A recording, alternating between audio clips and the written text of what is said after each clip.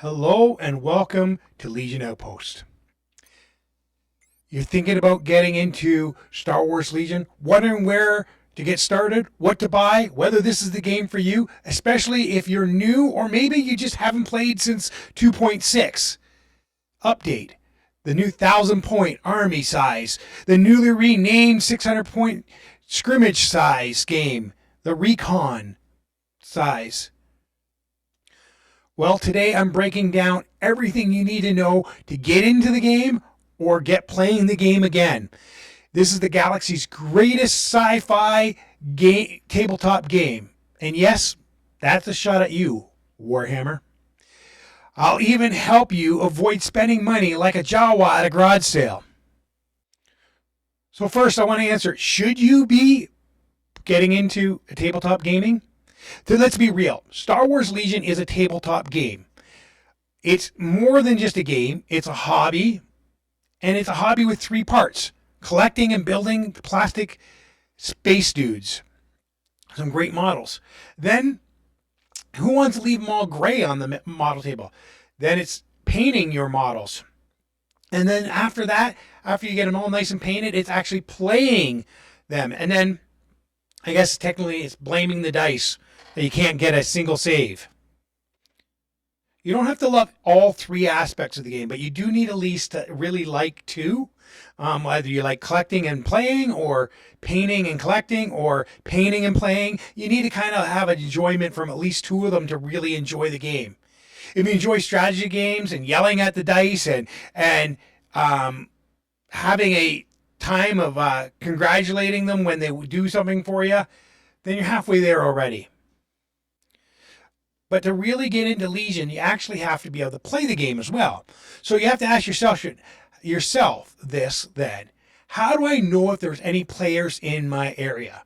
So before you buy anything, maybe take a time to figure out if people are playing in your area. Or there may not be anybody from 500 kilometers to play the game. Where I live, when I first got here, there was nobody playing Legion. But I had already started playing it. And so you need to figure that out. So how? How do you figure that out? Well, there's a few ways to check. First, go to your local game store if there is one. There's none in my community, but if there is one, go to your local game store. See if they sell Legion, or if they're willing to sell Legion. If they're not selling it right now, there's probably no scene there, and you might have to develop the scene and be able to build players in. But if you ask them and they're willing to host a game night, then you have a good opportunity. Search on Facebook. Check the Facebook, put in Star Wars Legion in your city and see if there's anybody playing in your area. Join a big Discord server, and they usually have regional channels where you can find out maybe they're not playing in your city, but they play in the city next door. And so you have a place to go and play. Look in the Reddit communities. But if your area is emptier than Geonosia's after the Geonosian battles, then maybe you're going to have to build your own community from scratch. So after starting to decide, well, yes, there's enough community, or I'm willing to build the community, you need to figure out one thing. A few things, but one of the major things you need to do, and this is the commonly asked question, what faction should I play? Well, the rule for me is play what you like. Play the faction that you feel most excited about. Play the faction that you enjoy playing, but maybe you don't know which faction that should be. Now, first of all, I want to break down a few things really quickly here. All the factions are fun, but there are 4 main factions and 1 pseudo faction. It's not a real faction. It is a battle force, and so you can play it. But I guess there's going to be a faction. It's called Mercenaries, but they only have 1 battle force. So if you're playing Mercenaries right now, you're playing it as Shadow Collective. But we'll talk about that a little later. They are getting a new battle force soon called Raiders, so that'll be an interesting thing for all those people who collect Shadow Collective. So let's get it rolling. We're going to start with my favorite faction, the Rebels, the Space Freedom Fighters. They're mobile, dodge-heavy, hero-driven play. They hit and run specialties. You have to love being willing to let your guys die for the glory of a win. You have to go you play the objective more than anybody else. You may walk out of the game only with 1 guy left, but you might win it with that 1 guy. It's really down to 1 hit point. zero brain cells. It is probably the trickiest and hardest faction to play. There's a lot of units and a good variety and a lot to paint and a lot of fun playing them. The second faction is the Galactic Empire. And yes, they have a budget. Their guys are armored, they got good weapons, they got different things. They're tough units that can shoot far, they control with suppression, reliable at long range fire. Some of the strongest commanders in the game, yes, I'm talking about Vader. Yeah, Vader. Every time I try to play the Empire, I try to play him and think maybe I can play without Vader. He always ends up on my list. He's just so much fun. But he's great for players who love order efficiency, looking cool while throwing dice. You may fire when ready. Well, unless you roll 6 blank white dice. Next is the other white armor guys. I think sometimes that the creators of this game really like white armor guys. Galactic Republic. The Jedi tax is included in them. There's great synergy, token sharing, elite, expensive units. They are more expensive than any other units. The Jedis that can carry the hard in the game, they can carry really good. You are going to have, they're probably the cheapest money, real world money to play because they don't need as many units. You can win a game with 6 to 7 units where other people need 7, 8, 9, 10, 13. If I'm a rebel player, sometimes 14 activations. And so you can play with 6 and still be very competitive with them. So financially, you can get into the game a little easier and play, but in-game cost, it's way higher. Players who want some real tactical depth and some iconic heroes. If you like micromanaging tokens, then you're going to like the Republic.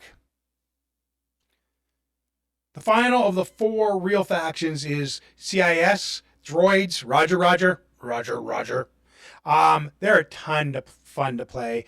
You can get lots of units on the tables or really big units. There's the AI to deal with, and AI can be very positive now. And the objective, you got to pressure the objective. There is incredible looking units. They're probably some of the nicest models out there, and there's a way big variety of how to play them. Order control is really good with them, so you can kind of get off what you want when you want it to go, and the way you fight is good. The core units don't hit hard. Well, B2s do. B1s don't hit hard, but they offer a lot of flexibility in play, and they have a great way of playing. And if you just want to throw out a lot of guys, have clever planning, and you like saying Roger, Roger, well, maybe the CS is right for you. Lastly, I want to talk about the faction that's not a faction. The Shadow Collective, the Scum and Villainy, the Mercenaries. As I said, right now there's only one way of playing them. That's the Shadow Collective, the Battle Force. So right now it's kind of limited, but it's also a cheap entry point because you can buy 2 of those boxes, the Shadow Collective boxes, and be right in with pretty much everything you need. And it's kind of sometimes tricky to play. There's less variety in the units. They have some strong threats for close range. There's some dirty tactics you can use with them. There's some unique combinations you can make out of the army. Players who want some chaos, do the unexpected, and like Darth Maul, that's a pretty good army for you if this is you. But with what's coming out, there's going to be a lot more variety there. And so there is going to be an options and be able to get into it a little bit more. So how much does it cost? That's my fourth question here. How much does it cost to get into this game right now? And to be honest, Legion is one of the cheapest tabletop games to get into. You can get into Legion for a very reasonable price. You can starting with your 600 point army. You can be into the game for 125 Canadian. That's about 95 American. You can get into the game at $125 and have everything you need. Well, you're going to need tools and hobby supplies, like glue and clippers and paint. If you want to paint them, you should paint them. You don't have to paint things, but it looks better on the table and it's more exciting to play with painted models, in my opinion. So you can get in really cheap with a 600 point army for about 125 Canadian, but really it's going to be 150 to 225 plus your hobby supplies just to get in the basics of a 600 point army. Now, if you're getting into a 1,000 point army, you're looking at 300 to 450 to 500 with your hobby supplies. It's no joke. It costs money to get into this game. Tabletop gaming is not cheap, but it's a lot cheaper than buying a lightsaber, and definitely cheaper than health insurance you need to throw one of those lightsabers around and not cut off any parts of your body. But so as I say, there's some good places to get into the game. The new core sets for each unit is for each faction is pretty good place to start.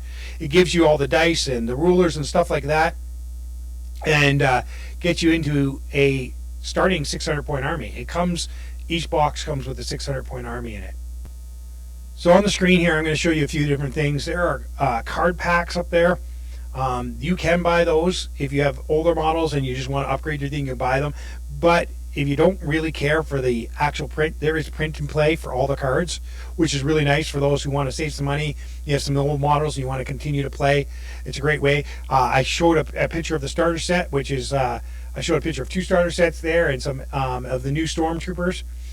If you already have a lot of the models, you can just buy a few things off the army. There's also train packs. I'm going to tell you something.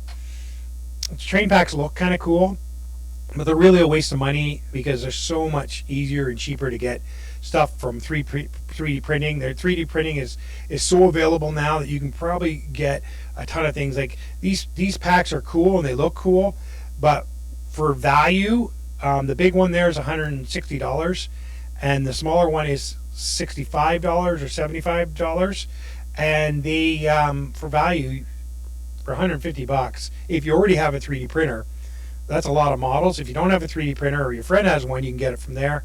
But if you don't have a 3D printer, you're spending $100 and you can get, for the cost of those 2 packs, you can get a 3D printer and start printing off models. Just heads up on that. So, what should I buy first? You don't need the core set anymore, like the double core set. Every faction has its own core set. If you can pick up the double core set, you can probably get them for $80 to $90, and it comes with a good starter for both sets. Not enough to play a full skirmish like the new starter set have, but it's a good augmentation. Like you can get an extra droideka, you can get ATRTs, you can get speeder bikes through that, and so those are a good way of getting if you can get them cheap. But those are gone by like the days of Alderaan. So what should I get? Every new player should get. Well, I think if you're playing one of the 4 main factions and you're a brand new player, buy one of the starter sets. It comes with the dice, the rulers, and a 600 point army, and a good way to get started. Then after you buy that, I would buy a hero pack. Now most of the hero packs come with 4 heroes or 2 heroes, and so like for here, this is just a quick example. This is the Rebel hero pack, and it has 5 heroes in it technically. Well, 2 Lukes, if you count that as 5. It's 4 heroes with two Lukes, and so that's a great way to get into the game. And so you buy that starter set and buy a hero pack, and then you have, in my opinion, need to buy one more core unit, and I would buy a core unit that doesn't come in that starter set. For examples, if you are playing Rebels, like I play mainly, I do play all factions, but the main I play Rebels, I would buy a Fleet Trooper as my second set. And then you wait until they release the new battle boxes, and that's something they're doing now. They're releasing battle boxes, which is basically another 600 point army in a box without the dice and rulers and stuff like that. And it'll come with one unique sculpt that's only available in that battle box. And so the Rebels, they got Leia in her Hoth outfit coming out in the battle box. So that's a great way to augmentate your army. So if you get your 600 points, you start painting those up and you start playing 600-point games, you learn the game, then buy a battle box when it comes out, and then you're up to 1,000 points right there with 2 boxes, and that's going to keep your cost down. That's going to cost you maybe $300 for those and the 2 boxes. And depending on the cost of the battle box, I'm going 150 like they were last time. And so for $300, you got probably about 1,200 points in, well, you do have 1,200 points in actual models. And so it gives you some variety of the play.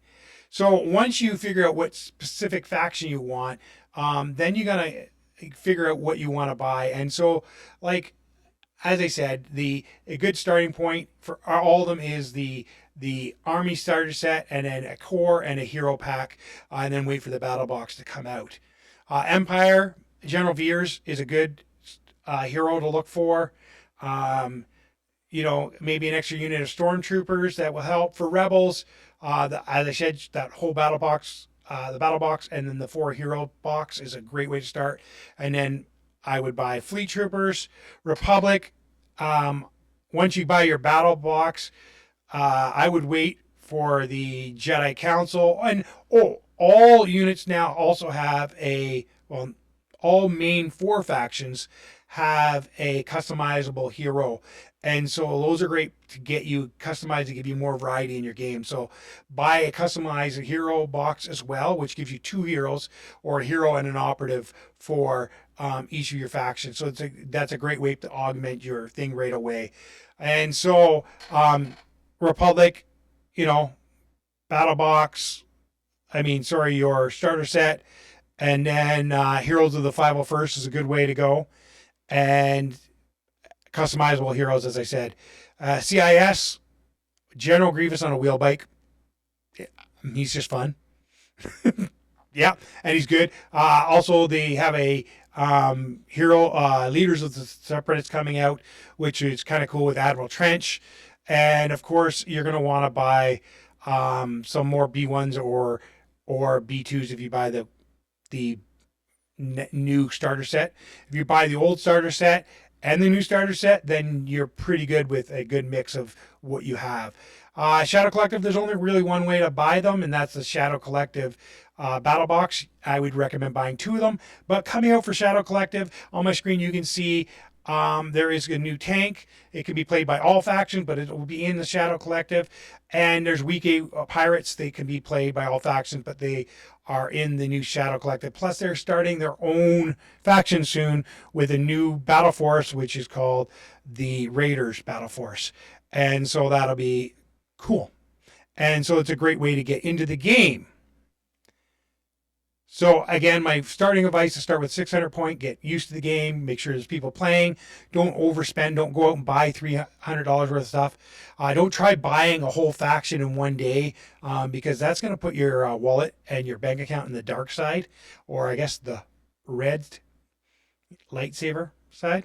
So don't try to do that. Instead, maybe buy 600, make sure you like the game, make sure you're enjoying the hobby, and then go out and buy the rest.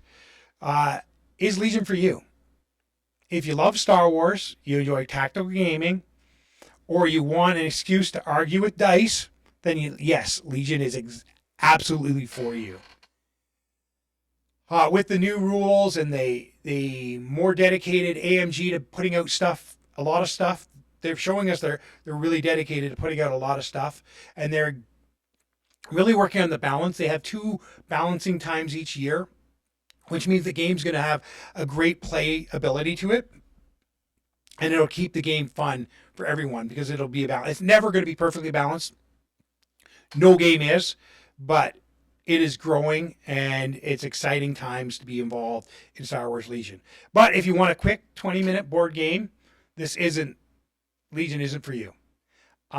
Players who want strategy and table presence and gorgeous models, this is for you. And remember, Legion isn't all about winning.